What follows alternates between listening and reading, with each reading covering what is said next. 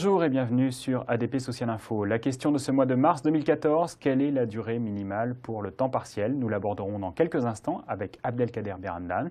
Mais tout de suite, bien sûr, le chiffre du mois.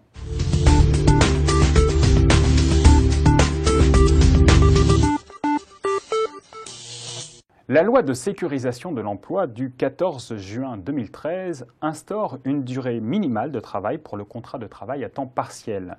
Cette disposition devait s'appliquer depuis le 1er janvier 2014, mais face aux difficultés de mise en place, notamment en raison d'absence d'accord collectif dérogatoire, le gouvernement a décidé de reporter au 1er juillet 2014 le respect de cette durée minimale de 24 heures.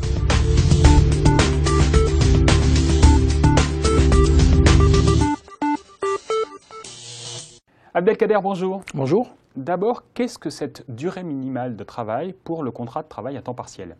Jusqu'à présent et jusqu'au 31 décembre dernier, tout employeur pouvait choisir, en accord avec son salarié, toute durée du travail pour un contrat de travail à temps partiel. La loi de sécurisation de l'emploi que vous venez de citer, effectivement, impose désormais que cette durée du travail soit au moins égale à 24 heures. Sur une période mensuelle ou annuelle, elle le sera d'autant en équivalent. Est-ce que la loi prévoit des cas dérogatoires? Effectivement, elle pose 3 cas dérogatoires. Un premier cas de dérogation individuelle.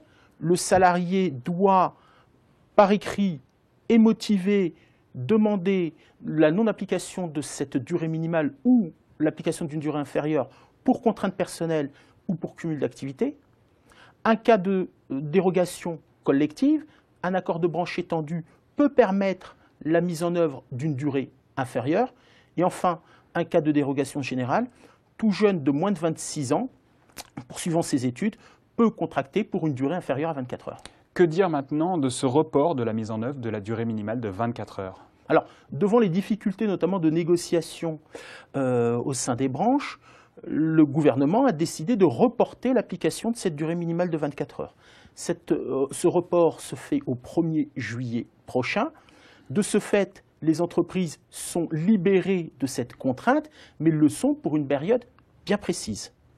Cette période court du 22 janvier 2014 au 30 juin de la même année. Pourquoi le 22 janvier? Parce qu'il s'agit de la date d'adoption au Conseil des ministres de la loi portant notamment réforme de la formation professionnelle et qui comprend entre autres cette mesure. Très bien. Comment aborder ce report maintenant dans l'entreprise? C'est l'objet de cette prochaine rubrique.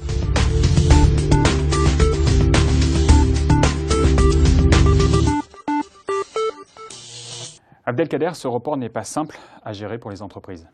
Ce report pose de réelles difficultés de gestion pour les entreprises. Pour la raison suivante, il crée 3 périodes distinctes. La première va courir du 1er janvier 2014 au 21 janvier 2014. Au cours de cette période, les entreprises qui ont conclu un contrat de travail à temps partiel sont soumises au respect de la durée minimale de 24 heures.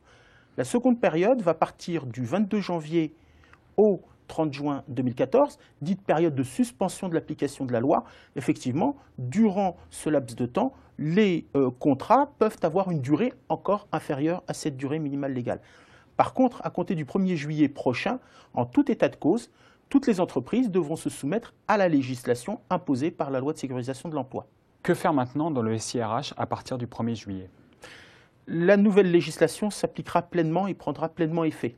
Les entreprises devront adapter leur gestion administrative du personnel, notamment en créant des systèmes d'alerte qui leur permettront d'observer le respect strict de la loi.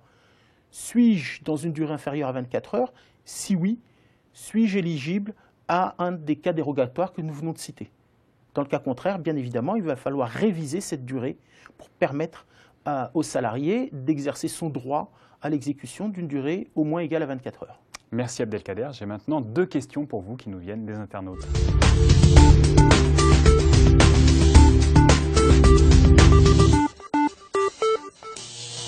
D'abord, Abdelkader, qu'en est-il pour les contrats en cours à la date initiale d'application de la loi?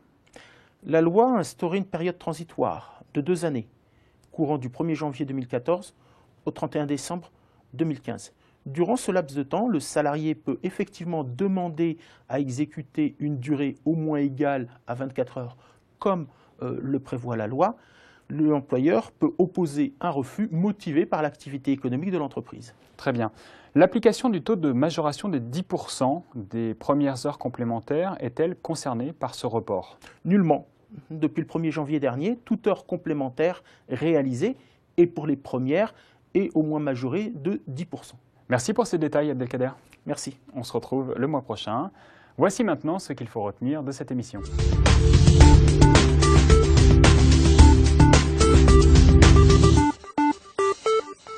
À retenir de cette émission de mars, d'abord, bien évidemment, le report au 1er juillet 2014 de l'application de la durée minimale légale de 24 heures pour les contrats à temps partiel. Ce report concerne les contrats conclus du 22 janvier au 30 juin 2014, mais attention, cette application de la durée minimale prend effet du 1er janvier au 22 janvier 2014. C'est maintenant la fin de cette émission. On se retrouve le mois prochain. Au revoir.